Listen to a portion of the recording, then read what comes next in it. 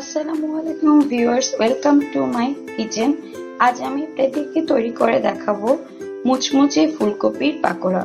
তো আমি ফুলকপি পাকোড়া তৈরি করতে প্রথমে যা করব, আমি ফুলকপিগুলোকে খুব একটা বেশি মোটা বড় না এবং ছোট না, এই সাইজে আমি ফুলকপিগুলোকে কেটে রেখেছি। এখানে আমি ফুলকপিগুলোকে কেটে রেখেছি এবং একটি পাত্রে আমি প্রথমে পানি গরম করে নিয়েছি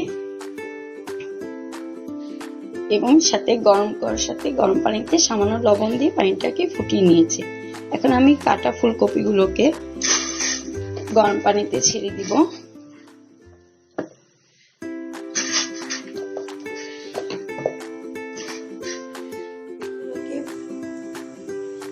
গরম পানিতে ছেড়ে দিলাম এবং ফুলকপিগুলোকে তেমন একটা সিদ্ধ করব না, 50% সিদ্ধ করব। যেহেতু আমি ডিপ ফ্রাই করব, সেজন্য বাকি 50% তেলেই আমার ফুলকপিগুলো সিদ্ধ হয়ে যাবে। ফুলকপিগুলো সিদ্ধ হতে হতে এ ফাঁকে আমি ফুলকপির যে ব্যাটারটা তা আমি তৈরি করে দেখাবো। এই জন্য আমি ফুলকপি ব্যাটার তৈরি করতে এখানে আমি হাফ কাপ বেসন নিয়েছি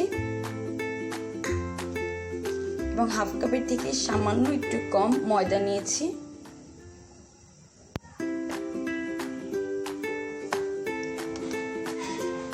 এক চা চামচ চালের গুঁড়ো, যেহেতু আমি চালের গুঁড়ো দিচ্ছি এখানে এই কারণে, তাহলে ফুলকপিগুলো মচমচে হবে।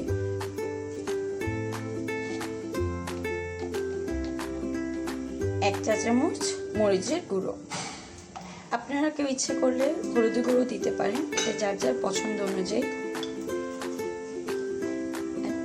সামান্য একটু বেকিং পাউডার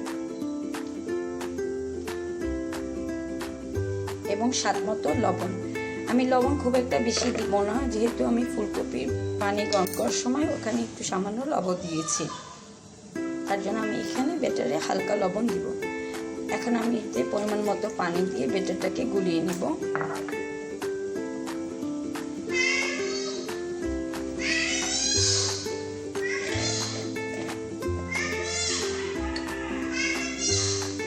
ব্যাটারটা খুব একটা ঘন করব না এবং খুব একটা পাতলাও করব না।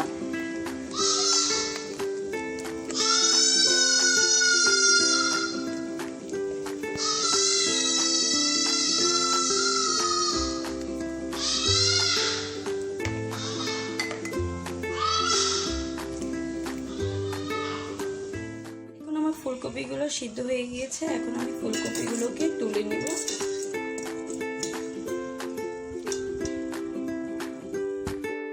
ব্যাটারটা আমার খুব একটা পাতলাও হবে না এবং খুব একটা ঘন হবে না, ঠিক ব্যাটারটা এরকম হবে, তেমন একটা পাতলাও না তেমন একটা ঘন না। তো আমার এখন ব্যাটারটা তৈরি করা হয়ে গিয়েছে। এখন আমি ফুলকপিগুলো এটাতে দিয়ে এখন ডুবো তেলে ভাজবো।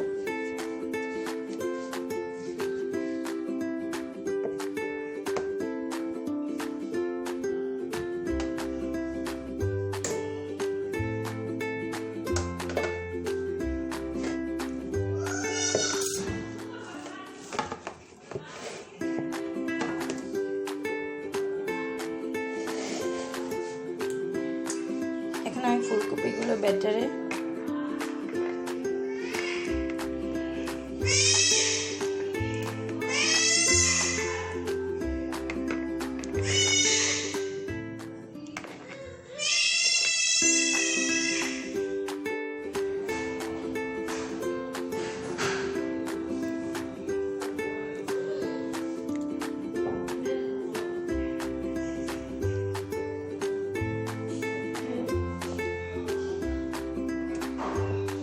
ফুলকপিগুলো ব্যাটারে ভালো করে মিশিয়ে নিচ্ছি।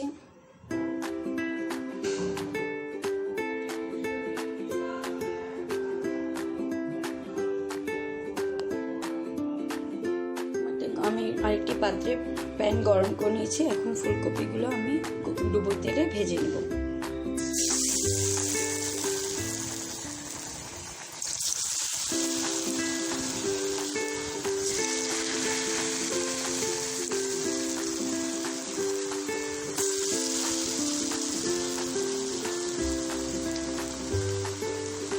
আমি চুলা আঁচটা তেমন একটা বেশি হিটে রাখবো না এবং কম হিটে রাখবো না, মিডিয়াম হিটেই থাকবে।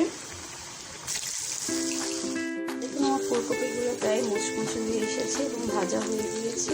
আমি ফুলকপিগুলোকে হালকা ব্রাউন করে নিব।